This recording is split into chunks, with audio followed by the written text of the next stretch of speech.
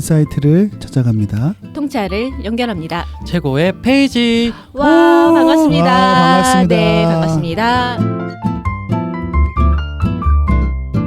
진짜 오랜만에 만나봤네요. 일단 소개 먼저 할게요. 안녕하세요. 리더십을 강의하고 책을 쓰는 소통과 공감 대표 유경철입니다. 네, 안녕하세요. 기업에서 강의를 하고 상담을 하고 있는 백선영입니다. 반갑습니다. 네, 안녕하세요. 기업에서 여러 가지 하고 있는 이병헌입니다. 만나서 반갑습니다. 네, 반갑습니다. 네, 반갑습니다. 저희 정말 오랜만에 그쵸? 네. 너무 다들 바쁘고 그렇죠? 기다리신 분이 있을 것 같은데 너무 죄송합니다. 그렇죠. 많이 있죠. 네.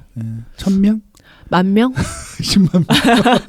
아니 제가 얼마 전에 그 페이스북에 영상을 하나 올렸는데 네. 제 페이스북에 좋아요가 한 7개, 8개 올라오잖아요. 그것도 많이 올라온 게 7개, 8개거든요. 보통 2개 올라올 때도 있어요. 네. 근데 얼마 전에 제가 영상을 하나 올렸거든요. 조회수가 인스타랑 페이스북 합쳤더니 2,000이 넘는 거예요. 이틀 만에. 무슨 영상이에요? SBS 출연하신. 네, 그냥 별거 아니었는데 그게 저는 뭐 아무것도 영상만 올렸거든요, 그냥.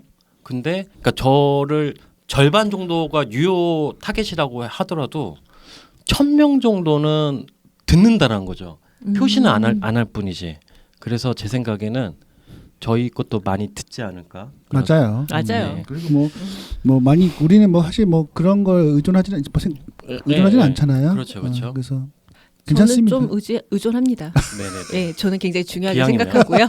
기왕이면. 기왕이면 많은 분들이 좀 들어주셨으면 좋겠다라는 바람을 알겠습니다. 좀 가져보도록 네, 하겠습니다. 저희가 더 열심히 잘 해보도록 하겠습니다. 오늘 책은 뭘까요? 오늘은 뭐 제가 제 책을 소개하는 거는 그러니까 제가 대신 네. 그럴까요? 이번에 유경철 대표님의 책이 이제 여러 가지가 있어서 이제 좀 헷갈리실 때가 됐을 것 같은데 독자님들이 이게 9번째 책인가요? 권수는 10권째. 10권째입니다. 네. 와. 그래서 10번째. 그 아마 서점에서 아마 보셨을 것 같은데 녹색 커버의 그 책이고요. 완벽한 소통법이라는 책이 또 이번에 나오게 됐습니다. 그래서 기업 쪽에서 많이 활용할 수 있는 책이고요. 부제로는 성과를 내는 조직의 커뮤니케이션 법칙이라는 부제도 있습니다. 네. 이 책을 함께 하도록 하겠습니다. 네. 제가 책이 이제 10번째 책이거든요. 사실 템부커라는 말을 하긴 하는데 들어보셨어요? 너 처음 들어봤어요? 처음 들어봤어요. 혹시 이번에 만드신 용어는 아니실까? 있긴 있을 것 싶네요. 같아. 아니에요. 그러니까 이게 뭐 공식적인 용어는 아니고 우리 이제 이 업에서 보통 강의하는 분들이 책을 10권 정도 쓰면 이제 그걸 진짜 인정한다. 이런 건데 꼭 그것 때문에 그런 건 아니고 어떻게 쓰다 보니까 어째 뭐 인정 받고 계신데요. 아유, 감사합니다. 근데 그런 거보다는 사실 이 책은 이제 개정판 책이에요. 네. 근데 제가 왜 새 책이라고 하냐면 나온 지 한 6년 전에 완벽한 소통법이라는 책이 나왔는데 이제 그 책을 좀 시간도 지났고 그다음에 여러 가지 또 소통에 대한 여러 가지 또 트렌드도 있으니까 그냥 그런 것들을 좀 더 많이 넣어서 한 절반 정도를 이제 다시 썼어요. 그래서 새로운 개정판으로 새 책으로 발간을 했기 때문에 새 책이라고 말씀드리는 거고. 그 전에는 그냥 완벽한 소통법이 제목이었는데 지금 이제 앞에 일, 관계, 갈등이 술술 풀리는 완벽한 소통법. 그래서 제목은 좀 다르게 이렇게 했습니다. 총 몇 세 정도 찍으셨죠? 저도 그 질문 드리려고 했어요. 그래요? 이게 개정판이면 첫 번째 부수가 굉장히 많이 팔린 건데 한 몇 세 정도가 팔리신 걸까요? 새는 한 6세 정도 팔린 와. 것 같고요. 이제 건수로는 한 거의 10,000권 정도? 그렇죠. 10,000권이 훌쩍 넘죠. 네, 그 정도 팔린 것 같아요. 그래서 나름 이제 이 소통에 대한 뭐 물론 소통책이 더 많이 팔린 책도 많이 있겠지만, 근데 저희가 또 기업 교육을 하니까 이런 기업 교육하는 책 중에서는 그래도 많이 팔린 책이고 또 제 책 중에서도 제일 많이 팔린 책. 나름대로 애정이 좀 있는 책이고요. 그런 책입니다. 그래서 이제 이 목차를 보면 사실 10개로 구성은 돼 있어요. 그래서 10개로 구성이 돼 있고 이 10개는 한번 우리 백선 소장님이 한번 소개해 주실 수 있을까요? 네. 자, 이 책이 완벽한 소통법이잖아요. 네. 이 소통을 이 10개의 챕터를 보시면 진짜 소통이 완벽해질 수가 있어요. 첫 번째는 우리가 소통이 무엇인지 쇼핑 호스트 같다. 소통이 그런 무엇인지 느낌으로. 소통의 본질에 대해서 이야기를 하고 있고요. 근데 이 본질이 되게 중요한 게 소통이 타인 중심으로 가는 게 아니라 내가 먼저 변해야 된다. 내가 어떻게 소통을 해야 되는가 본질에 대해서 이야기를 하고 있고 두 번째는 소통에서 중요하다 이야기하는 게 경청이잖아요. 네네. 그래서 말을 하는 것이 우선이 아니라 듣는 것부터 이야기를 하고 있고 들었을 때 어떻게 들어야 되는가가 파트 3에서는 공감에 대해서 이야기를 하고 있거든요. 그래서 요즘에 챗 GPT가 뜨면서 뭐 많은 분들이 소통에 대한 정보를 알지만 이 챗 GPT가 해결할 수 없는 내용 중에 하나가 바로 공감이라고 하잖아요. 그래서 정서지능이 더 중요해지고 있는 시대인데 이 파트 3에서는 공감에 대해서 구체적으로 다루고 있고요. 네. 네 번째는 피드백입니다. 아마 조직에서 우리가 사원분들은 저는 피드백이 필요 없는데요 라고 하실 수도 있는데 그렇지 않거든요. 이 사원부터 임원까지 피드백은 다 중요합니다. 그래서 파트 4에 피드백이 담겨져 있고 그때 파트 5는요. 말을 할 때 우리가 어떻게 말을 해야 되는가 그래서 아이메시지와 비폭력 대화 등 담긴 말하는 방식 그 파트 6에서는요. 말을 했다면 어떻게 질문할 것인가 이 질문에 대한 이야기를 하는데 저는 소통에서 이 질문을 다는 게 참 중요하다고 생각을 해요. 왜냐하면 상대 어떻게 질문하냐에 따라서 답변도 달라지기 때문에 방식을 조금 이해해야지만 정확한 질문을 할 수 있다라는 거죠. 파트 7은요. 성격에 대해서 이야기를 하고 있습니다. 사실 이거 유경철 대표님을 아시는 분들은 다 대부분 이걸 아실 텐데 아마 대한민국 강사 중에서 MBTI를 먼저 도입하신 분이 아닐까. 그러니까 한국 MBTI 연구소에서 MBTI를 가져오긴 했는데 아마 산업 강사님 중에서는 MBTI를 가장 먼저 좀 사람들에게 대중적으로 알리신 분이라고 저는 알고 있거든요. 그래서 성격에 대해서 다루고 있고요. 그리고 8번째는 라포. 관계를 열어주는 라포가 달려져 있고 파트 9에서는 그러면 이제 우리가 소통을 잘했는데 그중에 갈등이 발생됐을 때 어떻게 해야 되는가 갈등 관리가 담겨져 있어요. 그리고 마지막은 요즘에 가장 큰 이슈죠. 그 부분이 제일 관심 간다. 예, 갈등. 갈등은 우리가 소통을 했으면 원활하게 소통했어요. 그런데 우리가 관계에서 뭔가 핵심적인 문제가 발생됐을 때 어떻게 해야 되죠? 그걸 갈등. 이거 다루고 있고 마지막은 조금 흥미롭죠. 세대 공감입니다. 기업에서나 요즘에 조직에서 가장 이슈가 되고 있는 건데 그러면 이거 세대 어떻게 해결해야 될 것인가에 담겨져 있거든요. 총 10가지의 파트로 담겨져 있는데 아마 읽어보시면 아시겠지만 소통에서 가장 필요한 에센셜이 다 들어가 있다고 생각하시면 될 것 같아요. 그래서 가끔 그냥 책꽂이에서 나 조직에서 갈등이 문제인데 그럼 그때 파트 9를 한번 열어보시면 되고 나 요즘에 처음 사람들과 관계를 맺을 때 어떻게 그 사람과 신뢰를 형성해야 될지 모르겠어 라고 할 때는 파트 8을 좀 봐서 라포를 좀 공부해 보시면 충분히 도움이 되는 소통법이고 그래서 제목처럼 좀 완벽하다라는 말씀을 드리고 싶습니다. 와 감사합니다. 역시 네. 뭐 우리 또 소통의 또 명강사님이 직접 또 설명해 주시니까 이게 더 이게 가슴에 박히는 것 같아요. 너무 제가 쓴 거 아니 본인 쓴 거 아니에요? 이거 제가 유경철 대표님의 약간 수제자다. 제가 소통을 유경철 대표님께 배웠기 때문에 네, 그렇기 때문에 이 책이 더 귀하다라는 걸 알고 있어요. 맞아요. 네. 저는 사실 이 책을 쓸 때 제가 이제 강의를 주로 하는 그 내용의 흐름에 따라서 사실 썼는데 우리 또 백선 소장님은 자기 심리를 잘 또 여기 안에 버무려서 또 나름대로 또 책 지난번 쓰신 책도 소통의 내용이 들어가 있거든요. 맞아요. 그렇기 때문에 더 잘 설명해 주신 것 같고 혹시 우리 보니까 우리 이병헌 소장님도 요즘에 소통 강의 많이 하더라고요. 예, 저는 뭐 돈 주면 다 합니다. 정말 본심대로 예, 말씀드렸어요. 알겠습니다. 근데 네. 뭐 보통 어떤 게 좀 포커스를 두시고 저는 약간 다르세요? 두 분이랑 좀 결이 달라요. 아 그래요? 왜냐면 네. 저랑 안 맞거든요. 뭐 안 맞? 저는 그 김창옥 그 선생님이 강연했던 그 MBC 라디오스타에 나와서 네네네. 말씀하셨던 것 중에 네네네. 어떤 내용이 되게 좋았냐면 김창옥님이 그런 얘기를 하더라고요. 그러니까 처음에 성악 전공해서 이렇게 어떻게 보면 일반 기업 강사 하다가 이제 맞아요. 거의 연예인급이 된 거잖아요. 맞아요. 근데 그분이 그 라디오스타에서 어떤 말씀을 하셨냐면 김국진님이 뭐 어떻게 지금 이 자리에 오게 된 것 같냐 뭐 이런 얘기를 했는데 자기는 자기가 직접 경험한 것만 강의한다라는 원칙을 어느 순간부터 실행을 해왔대요. 실천을 해왔대요. 그러니까 보통 강의를 하다 보면 워낙 이제 경험이나 이런 지식이 한정돼 있을 테니까 뭐 공부를 하고 새로운 것도 방법론을 자꾸 맞아요. 딜리버리 하고 싶어하는 보통 욕심이 생기는데. 저희도 그렇죠 다. 예. 어. 근데 이제 그 김창욱 씨도 이제 워낙 강의를 많이 하다 보니까 이제 그걸 깨달은 것 같아요. 이게 파워가 있잖아요. 이 사람 또 긴 시간이 아니라 1시간, 2시간 짧은 시간에 대중을 확 휩쓸어야 되는 그런 상황이기 때문에 어떤 전달하는 데 있어서 파워 이런 것들을 얻기 위해서는 이런 원칙이 중요하다고 깨닫고 그거를 계속 실천을 해왔다고 하더라고요. 저는 그게 되게 중요한 지점인 것 같고요.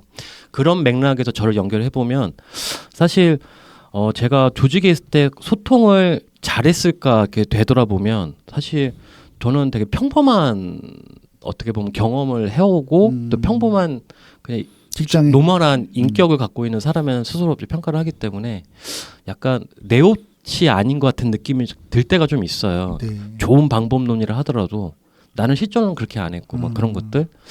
그래서 저는 좀 저답게 좀 다르게 해석해서 강의를 하는 것 같아요. 그래서 결론은 어떻게? 저는 일 중심으로 해요. 그래서 일 중심. 감성 중심으로 커뮤니케이션을 안 하고요. 일 중심의 그러니까 뭐 커뮤니케이션. 업무 지시. 예. 아니면 그게 보통 이제 비즈니스 커뮤니케이션을 하는데 예. 그쪽을 그냥 그러니까 업무 보고 업무 수명을 똑바로 박는 거.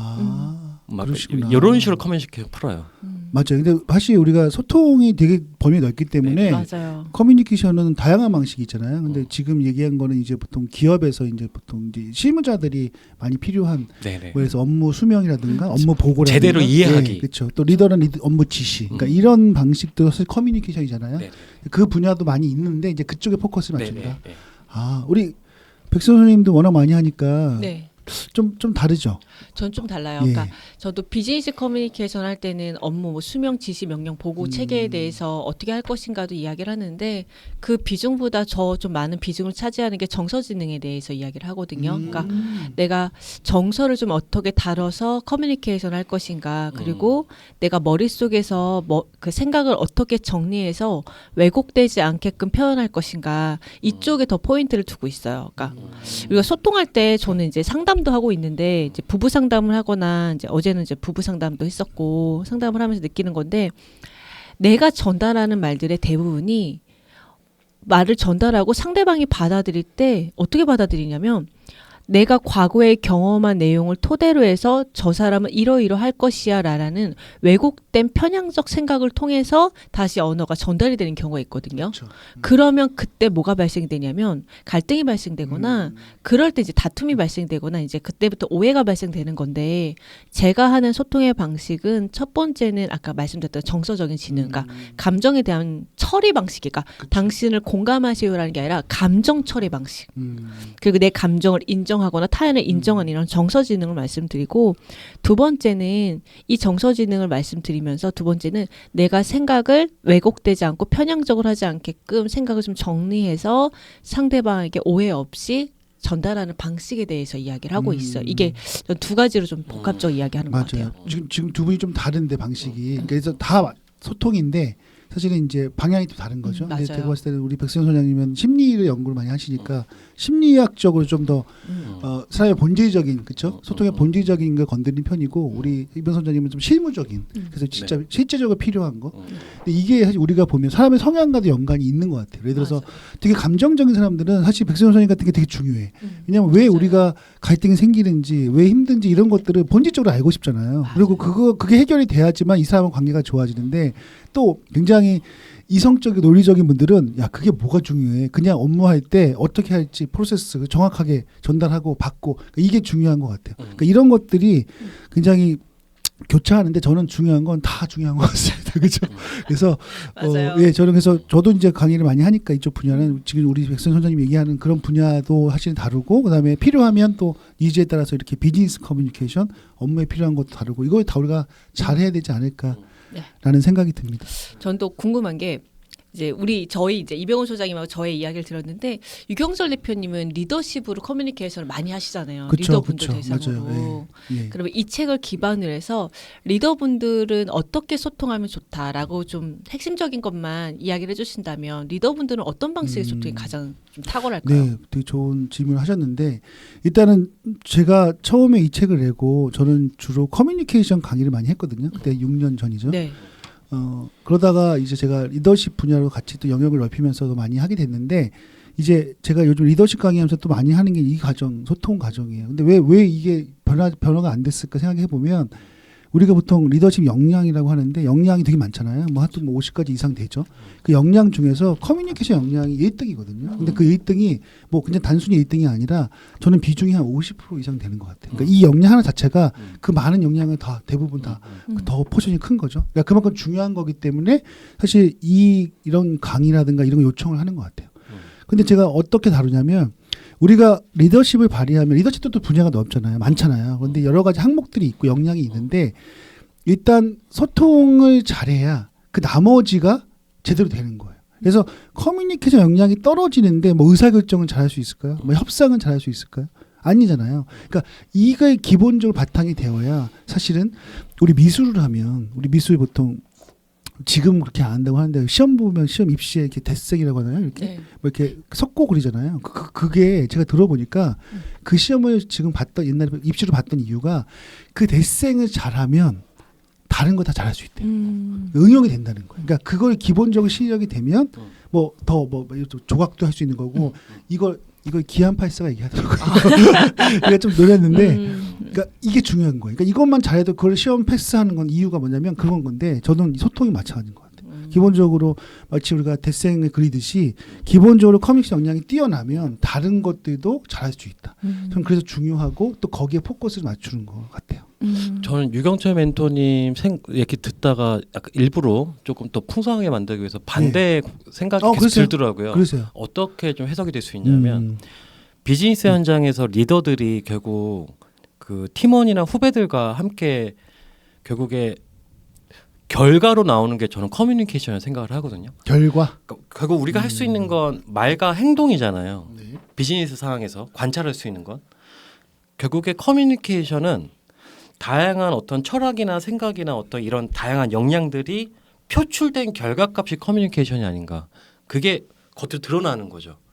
그렇게 표현을 하는 거고, 그렇게 해석을 해서 뭐 글을 쓰는 거고.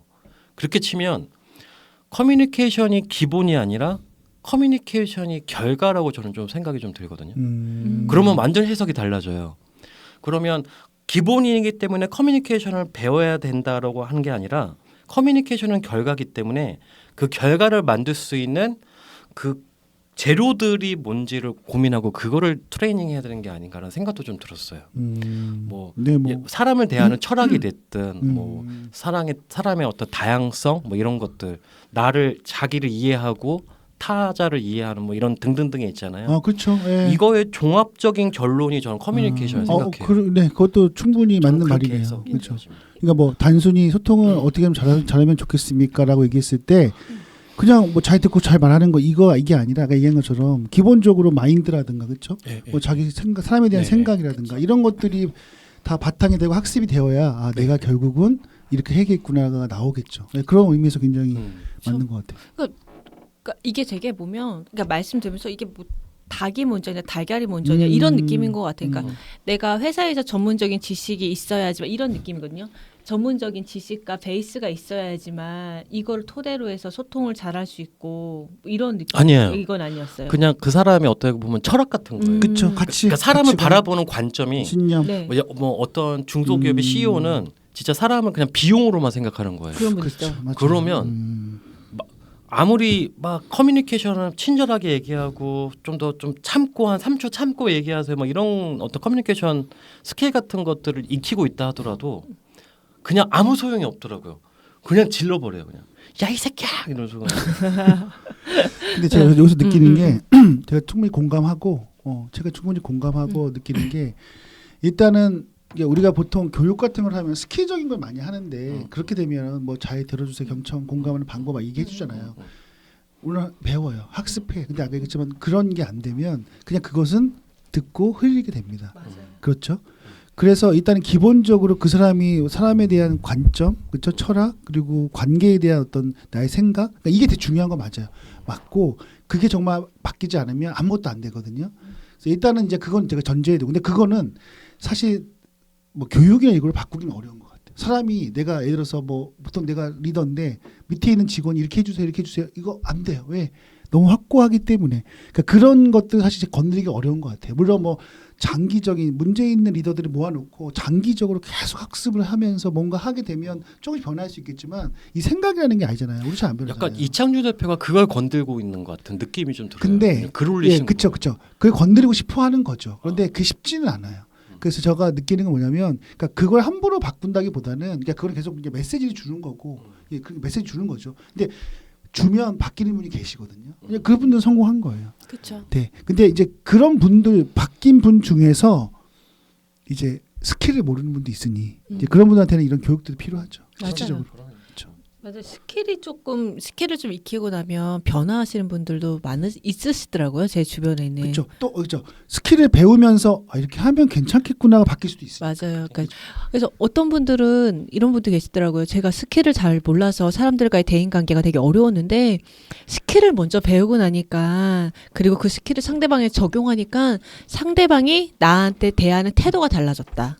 그러면서 내가 그 이후부터 이제 좀 마인드가 변화됐다라고도 이야기를 하거든요. 그러니까 스킬을 통해서 사람의 변화가 가능할 수 있다고도 저는 생각을 해요. 맞아요.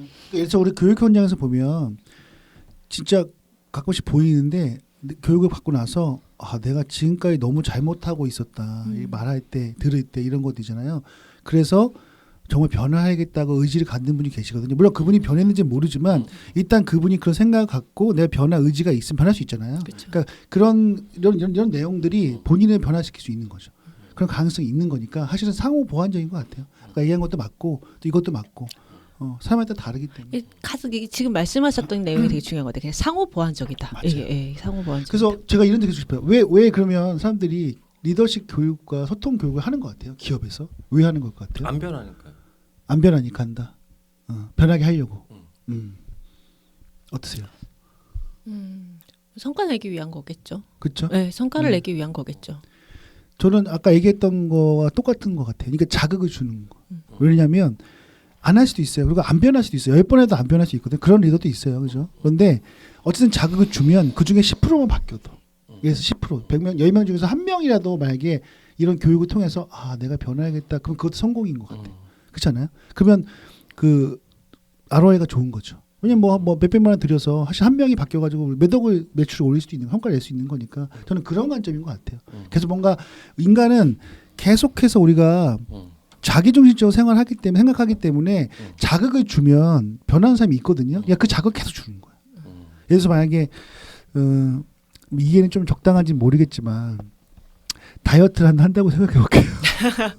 사실 계속 살 빼 이렇게 하면 기분 나쁘잖아요. 사실은 내가 뚱뚱한가? 뚱뚱하긴 한데 막 인정하고 싶지 않고 하는데 저는 그렇게 막 지시하는 것보다는 그냥 이 주변에서 계속 뭔가 봤는데 옆에 있는 사람이 계속 뭔가 좀 이렇게 살을 빼서 건강해졌거나 아니면 그것 때문에 굉장히 예뻐졌거나 이런 걸 계속 보면서 내가 자극을 받을 수 있는 건데 저는 교육도 그냥 그런 것 중에 하나라고 생각해요. 뭔가 계속 우리가 해야 될 것들 방향성을 알려주고 안 되면 할 수 없지만 따라가면 따라가 봐. 이런 것들.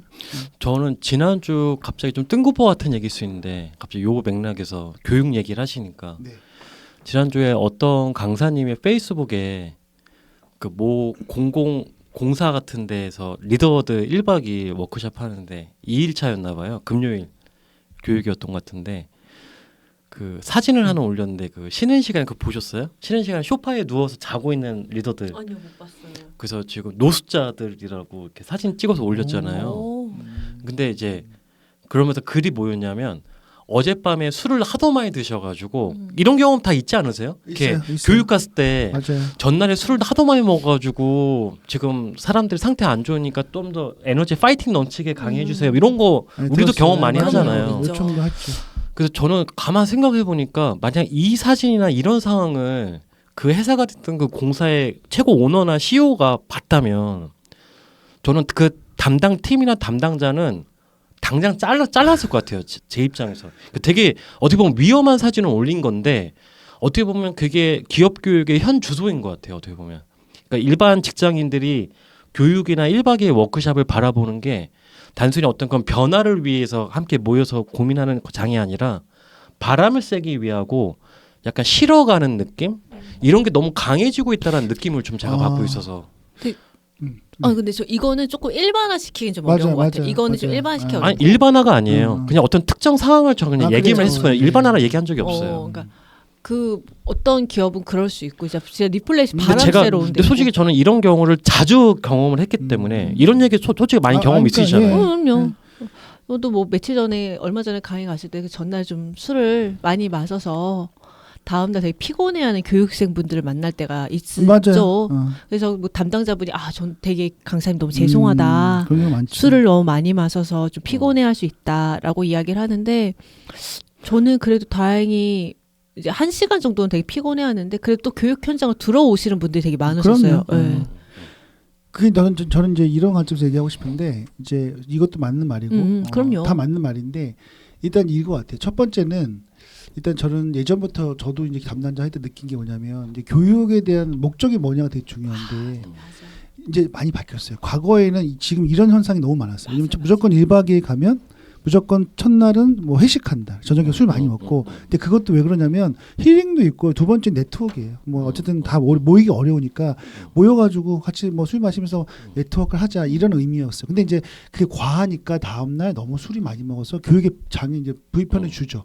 그래서 막 졸거나 자거나 그렇죠. 딴짓하거나 저도 이제 굉장히 그걸 많이 겪었는데 요즘은 또 많이 바뀐 것 같아요. 이제 그런 회사가 아직도 있고 근데 요즘에는 이제 1박 2일 가는 회사가 많이 줄었고 또 왜냐하면 코로나 이후로 이제 뭐 하루가 많고 그 다음에 또 이 의식도 좀 많이 바뀌어서 뭐 꼭 그렇게 술을 먹어야 뭐 네트워크가 되는 거냐 이런 거 있는 것 같은데 아까 그런 사례 같은 경우는 아직 이제 그게 문화가 남아 있는 거죠. 그래서 이제 그런 거는 다양하게 볼 필요가 있을 것 같아요. 그래서 이제 뭐 그분들이 뭐 자세가 강사입장 너무 힘든 상황이죠. 힘들죠. 제가 요 상황 얘기한 거 아까 그 다시 원점으로 돌아오면 아까 유견철 멘토님이 네. 리더들이 네. 교육을 통해서 변화에 대한 이야기를 하셨을 때 제가 요 이야기를 한 거거든요. 네. 그래서 그러니까 예를 들어서 사실은 우리가 교육을 얘기하면 교육은 교육 내용도 되게 중요한데 환경이 되게 중요해요. 그래서 예를 들어서 만약에 정말 좋은 프로그램을 만들었는데 아까처럼 그런 환경을 만들어 놓으면 그래서 담당자가 그러면 사실 그 내가 원하는 목표에서 떨어질 수밖에 없는 거죠. 그래서 환경을 제대로 만드는 게 중요하다. 맞아요. 그런 말씀 마지막 드리고 싶네요. 맞아요. 네. 그쵸 말씀하신 것처럼 뭐 교육에 대해서 목표 정확하고 그리고 환경을 정확하게 만들어주면 그런 상황 안에서 또 변하고자 하는 리더분들은 또 여기서 학습을 통해서 또 변화의 마인드를 가져가시죠.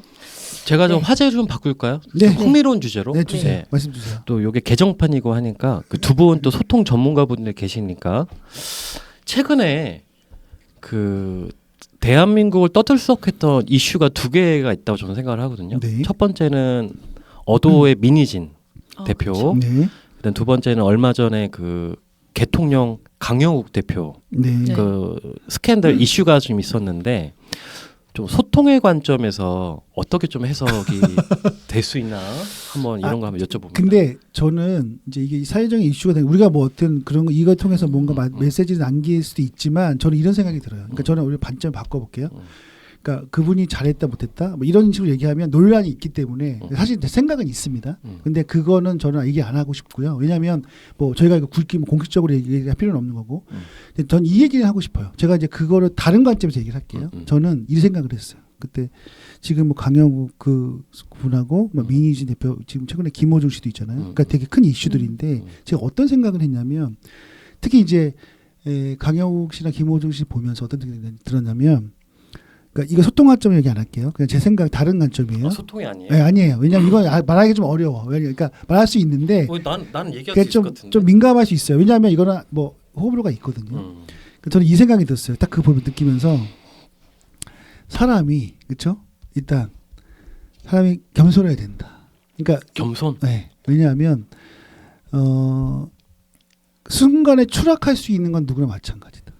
특히 유명해질수록 돈을 많이 벌수록 특히 뭔가 많이 사람들에게 주목을 받을수록 사람들은 내가 정말 잘하고 내가 정말 잘했다고 생각하거든요. 잘했죠. 잘했기 때문에 그렇게 된 건데 그걸 내가 초심을 잃고 만약에 내 마음대로 해버리면 분명히 주변에는 적이 있거든요. 그리고 그런 사람들은 공격을 당할 수 있고 두 번째는 실수를 할 수 있거든. 근데 실수가 그냥 일반 사람들은 실수를 해도 티가 안 나거든요. 근데 또 그런 사람들은 티가 나거든요. 그래서 그런 거를 조심해라. 저 지금 다른 질문에 다른 얘기를 했는데 일부러 그렇게 했어요. 약간 소통에서의 실수인가 그러면? 그러니까 소통도 그렇고 행동에 대한 실수도 있죠. 아니면 실제로 원래 내가 만약에 내 모습을 숨겨와서 정말 억지로 좋은 모습을 보여줬다 하더라도 나는 그것을 초심에 잃지 않고 끝까지 가야 된다. 특히 유명해지면 그 생각이 들었어요. 뭐 다른 질문에 대한 다른 대답이긴 한데 그 얘기는 예. 약간 좀 비껴 가려고 이렇게. 근데 아니 나는 그 자체를 내가 우리가 소통 전문가 입장에서 얘기를 하면 또 그게 뭔가 픽스될까봐 그냥 얘기 안 하는 겁니다. 네. 우선 선생님도 별로 생각 있어요? 얘기 안 하셔도 돼요. 저는 저도 민희진 대표님은 사실은 조금 너무 그렇죠. 이게 왜냐면 엔터기 때문에 왔다 갔다 하기 때문에 호불호가 있어요. 그러니까 그리고 강영욱님 얘기를 들었을 때는 무슨 생각이 들었냐면, 그러니까 이것도 뭐 사실은 이슈고 뭐가 누가 맞아요. 잘했다 못했다 그것보다는 소통적 관점에서 보면은 나 너무 이상하게 민감하게 지금 이걸 해석하시려는 거죠. 아니요. 저 비전문가라 되게 이게 편하게 일단 이해가 되나? 그러니까 저는 그냥 소통적인 것만 딱 볼게요. 소통적인 것만 보면, 그러니까 각자의 다른 생각을 둘이서 합의하고 대화를 했으면 되는 문제인데 그거를 하지 못한 게 조금은 이 문제가 발생된 게 아니었을까. 맞아요. 저도 그 지점을 생각하는 건데. 왜냐하면 7년 전에 몇 년 전인지 정확하게 모르겠어요. 7년 전에 퇴사한 사람으로 저는 알고 있거든요. 그 이야기를 푸신 분이. 만약에 혹시 제가 잘못된 정보라면은 뭐 이게 정정을 할게요. 제가 정확한 정보는 아니니까.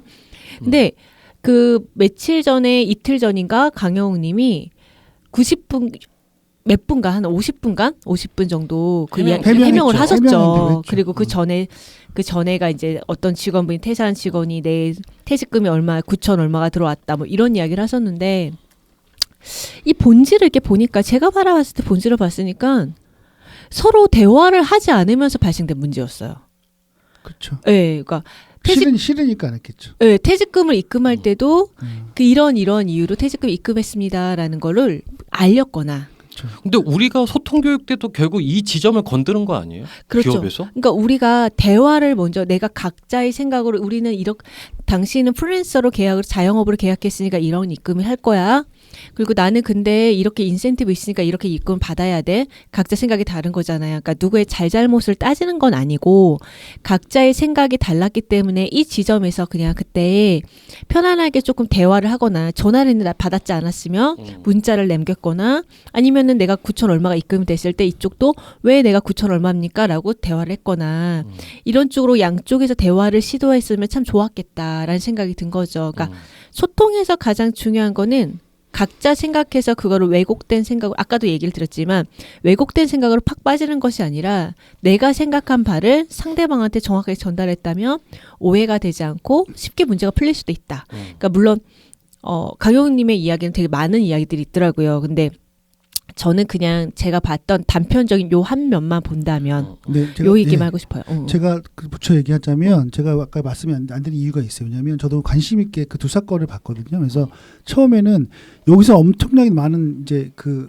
뭐 안건이 뉴스가 나왔죠. 저보고 봤을 때 이쪽이 나빴네 했는데 또 이쪽 뉴스를 보니까 또 이쪽도 뭐 문제가 있네. 그리고 또 안 나오지 않은 아직 많은 이야기들이 있을 것 같아요. 막 폭로하잖아요. 그쵸. 그랬을 때 우리가 사실 사람들은 내가 좋아하는 사람 입장에 쓰거든요. 내가 만약에 민희진 대표를 원래 그쪽을 좋아하면 무조건 이쪽이 나쁜 거야. 근데 만약에 내가 이쪽이라면 이쪽이 나쁜 거야. 그러니까 이런 관점에서 보게 돼요. 그래서 일단은 저는 그것 때문에 우리가 모든 정보를 알고 있지 않기 때문에 그거 가지고 평가하기 좀 어렵다. 예. 제가 질문드린 요지는 누구 편을 들어서 어떤 입장을 말씀하자는 그렇죠. 얘기가 아니라 소통의 관점에서 그러면 어떻게 보면 기업의 하나의 사례인데 맞아. 갈등이 발생한. 그러니까 그거는 우리 백선 소장이 정확하게 얘기한 그러니까 거죠. 저는 이런 지점을 맞아. 원했던 그러니까 거예요. 본질적으로 이 업의 두 명이 같이 대화해서 풀 수 있는 문제예요. 근데 사실 이 문제는 모든 사람이 똑같아요. 그러니까요. 그죠? 저는 되게 우리의 평상시 일하고 있는 모습을 보여주고 있는. 맞아요. 예를 들어서 내가 우리 뭐 관계가 있는데 네네. 내가 이병 소장은 마음에 안 들었어. 네. 근데 이병 소장은 얘기하고 싶지 않아. 싫으니까.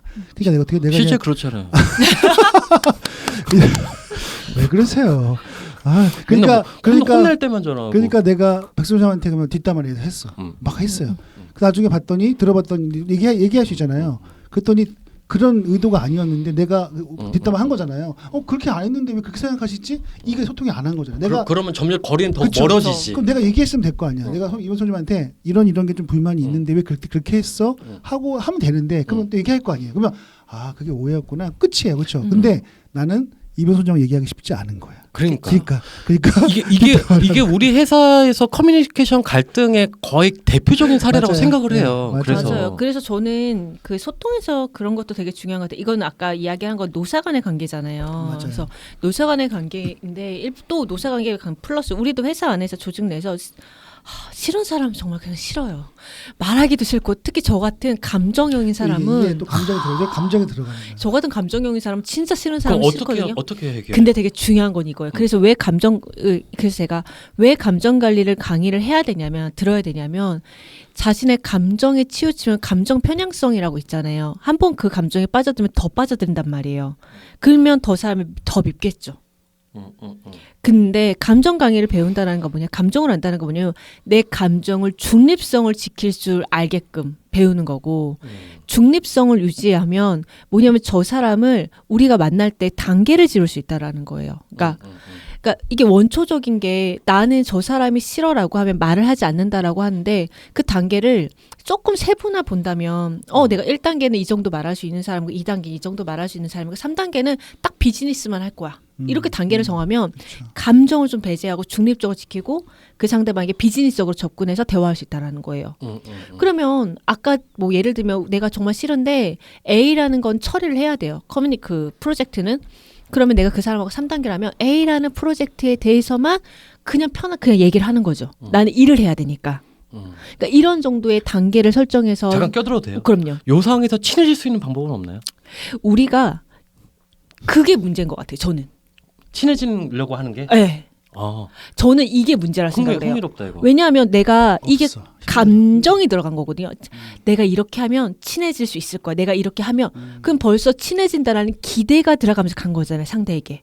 근데 상대가 그 반응에 오지 않으면 내 마음이 또 어때요? 상처받겠지. 그렇죠. 그러면 아까 처음보다 더 극한으로 그 사람이 미어질 거예요. 그러면 이제 어떻게 보면 더 이상 가까워질 수는 없는 거네. 저는 이것도 성장 마인드셋이라고 생각을 해요. 그러니까 내가 인생은 어떻게 될지 모르고 삶은 어떻게 되는 것처럼 모르는 것처럼 일단 단계는 그냥 비즈니스적인 상경만 하라는 거죠. 일은 해야 되니까. 일은 했어요. 하다 보니까 대화가 주고받았는데 내가 생각했던 그런 사람이 아니네. 그러면 관계가 조금씩 멀어지겠지. 가까워지겠죠. 내가 생각했던 그런 사람이 아니니까. 거꾸로니까. 내가 생각했던 그런 사람이 아니고 저 사람도 굉장히 이런 부분을 가지고 좋은 점을 가지고 있네.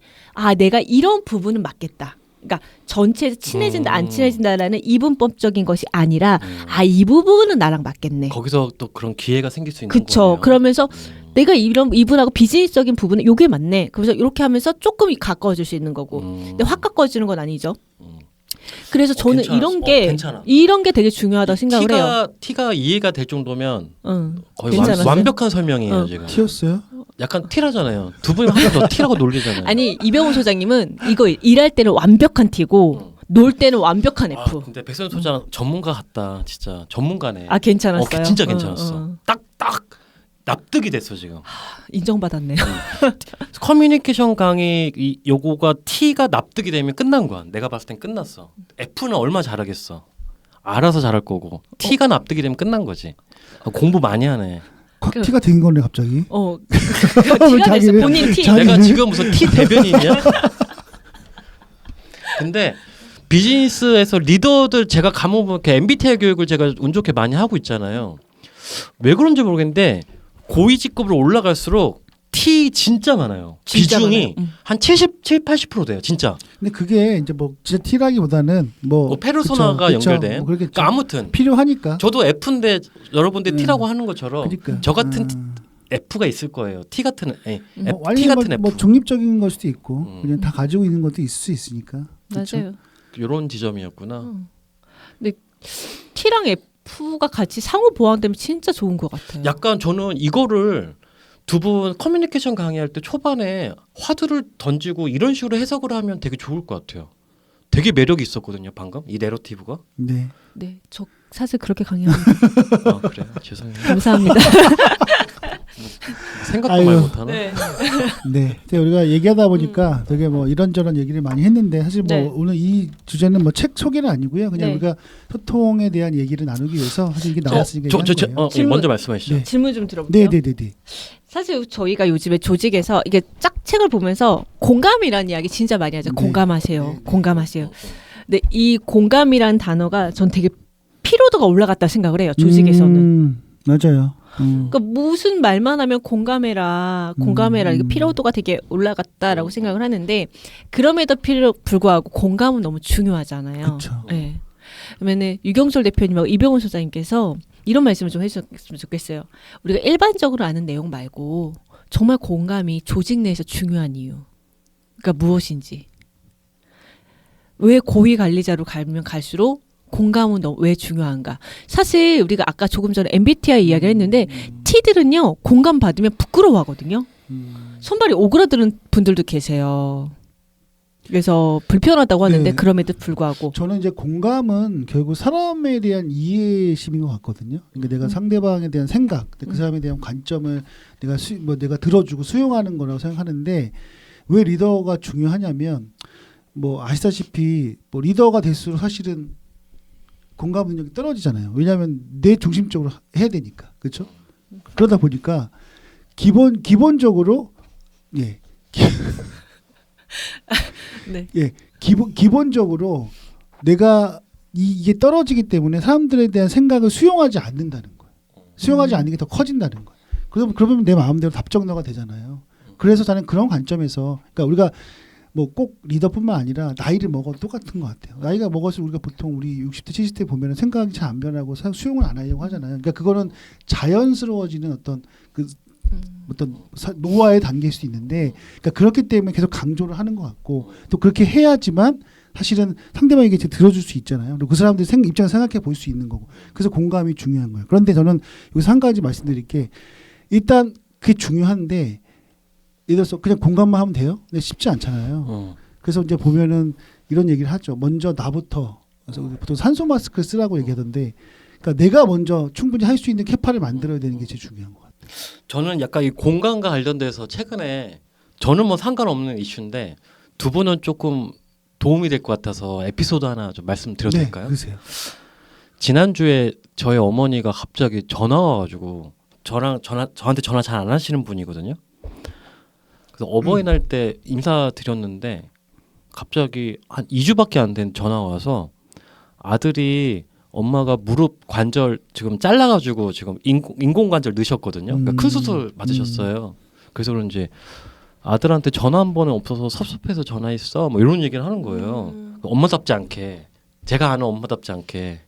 되게 쿨하신 분인데, 그래서 뭐 나 바빠 이렇게 끊었는데 이제 계속 그게 이제 마음에 이제 걸려 있었던 거예요. 엄마한테 전화가 와 있으니까. 그래서 그 이제 강의가 좀 일찍 끝나는 날이 있어가지고 목동에서 이제 부모님한테 이제 전화 드려서 이제 갈비를 저녁에 먹는데 밖에서 외식을 하고 있는데 이제 집안 얘기를 할 거 아니에요. 근데 저희 아버지가